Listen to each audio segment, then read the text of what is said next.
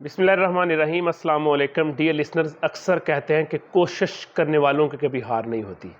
کیا کہتے ہیں کہ کوشش کرنے والوں کی کبھی ہار نہیں ہوتی۔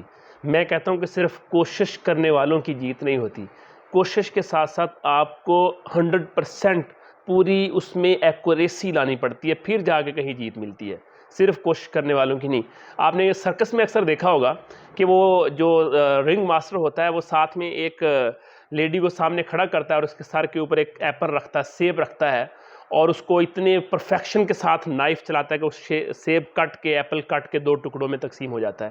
اگر وہی جو کرتب دکھانے والا ہے وہ اس لیڈی کو بلائے اور اس کے کان میں بولے کہ میں کوشش کروں گا، ہو سکتا ہے کہ چاقو سیب پہ لگے اور ہو سکتا ہے کہ آپ بچ جائیں، کیا وہ لیڈی اس کے سامنے کبھی کھڑا ہوگی؟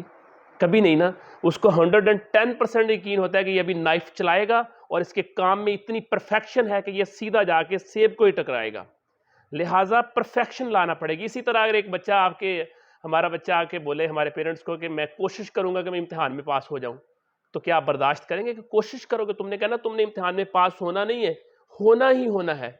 اسی طرح اگر میں کہوں کہ میں ابھی ادھر سے گھر جانے کی کوشش کروں گا، تو سارے دوست ہنسیں گے نا، کوشش کا کیا مطلب ہے؟ آپ کوشش نہیں کرو گے، آپ اپنے گھر جاؤ گے نہیں، جاؤ گے ہی جاؤ گے پراپر رستے کو فالو کرتے ہوئے۔ تو ہمیشہ پرفیکشن لانے والوں کو، کنسسٹنٹ ہونے والے کو، کمیٹڈ ہونے والوں کو ہی جیت ملتی ہے، صرف کوشش کرنے والوں کو جیت نہیں ملتی۔ Thank you.